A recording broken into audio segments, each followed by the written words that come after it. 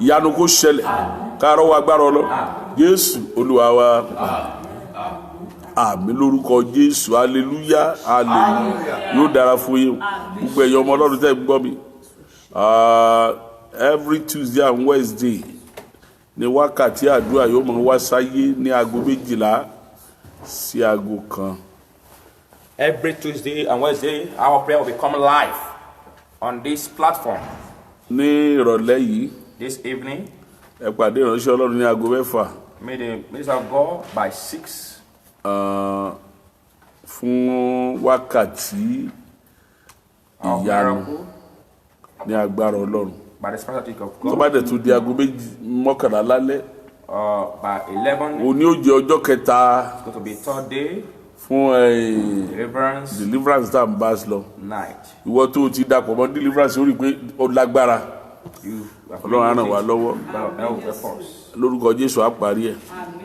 Ìsìnká ń bọ̀ tí ó bẹ̀rẹ̀ ní on the 3rd of June. Yes. There's a service is coming on the 3rd of June. Òun náà ni ìsọjí ọdọọdún wa. Our yearly revival. Tá à ń pè ní Ọlọ́run àpègbárí lágbára Ọlọ́run. Bí wọ́n bá ti ṣí wa tí wọ́n ní kíjọ ó ṣe lórúkọ Jésù á ṣe nínú ìjọ. Gbọ̀tán bá sọ pé ká sì dúró lé á tún ṣe lórí platform náà. Lágbára Ọlọ́run. A mọ̀ ṣe láti aago 6 títí bí aago 8. Lágbára Ọlọ́run fún àwọn ènìyàn. 6 to 8. Yóò dára fún wa o. Mo ní yóò dára fún wa. Ìsìn Sunday wa aago 9 ni. Ní gbogbo ọjọ́ ìsinmi. Títí tí wọ́n fi ṣí ìjọ. Ṣùgbọ́n gbọ́n bá ṣíjọ tán, a máa mú sí náà wà ní Sunday. Ṣùgbọ́n táìmù ó jà tó ń gbà náà bẹ̀rẹ̀ ní ìsìn aago 9 sí ni. Yóò dára fún wa o. Ní alẹ́ pàdé mi láago 11 sí aago 1. Fún deliverance. 1 hour. Àwa tó ń lọ lọ́wọ́. Yóò dára fún wa o. Ìgbàdé ìránṣẹ́ Ọlọ́run náà aago 6 fún àwọ̀ Ọlọ́run àṣẹ àti májẹ̀mú máa bá wa lọ. Ní Olúwa sí mímọ́lẹ̀ kárọ̀ wa agbára rẹ̀. Gbogbo ẹ̀yin ọmọ Ọlọ́run tẹ́ jọ́ ìwà lórúkọ Jésù ẹ̀rọ wa agbára Ọlọ́run. Ìyanu yóò ṣẹlẹ̀. Oore ọ̀fẹ́ Bàbá tọ́mọ àtẹ̀mí mọ́ kó máa bá wa gbé láé àti láéláé. Hallelujah. Àlámì ò ní iṣẹ́ lórí rẹ̀.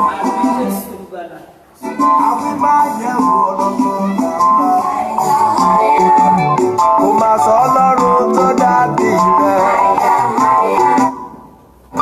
Ṣé bí wọ́n ní gbanigbani lọ́jọ́ ìṣòro? Ìwọ ló gbé mi sókè. Bàbá ìwọ ló gbé mi sókè. Jehovah èbúrí ó gbèrú ẹ̀. Everybody say to my Lord, yeah. To my Papa, yeah. Jimo. Omemba, aye, aye, aye. To my Lord, yeah. Say to my Papa,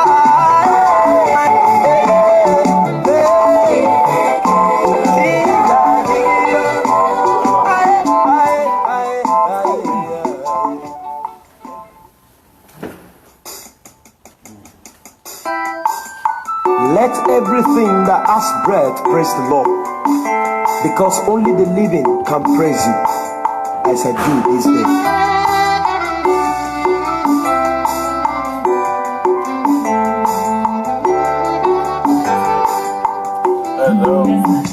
You are worthy to be praised, Almighty God. You are worthy to be praised. Yeah, El Shaddai. Oh yeah, You are worthy to be praised. Yeah, Almighty God. you are worthy, Baba. You are worthy to be praised. You are worthy, Lord. El Shaddai. Agune chimba, you are worthy. One net on You are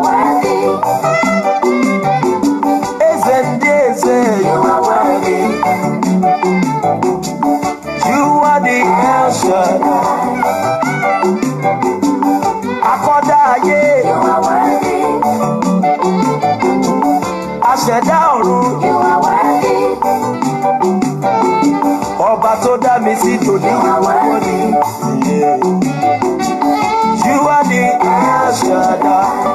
You are worthy, worthy, worthy. You are worthy to be praised. Papa, you are worthy, yeah. Almighty God. There is no one to compare to you, You are Jesus. worthy to be praised. Thank you, Jesus. El Shaddai. I will exalt you, Lord, for thou hast lifted me above my enemies. Your banner over me is love. Lord, I will exalt you. I will exalt you, Lord. I will exalt you, oh Papa.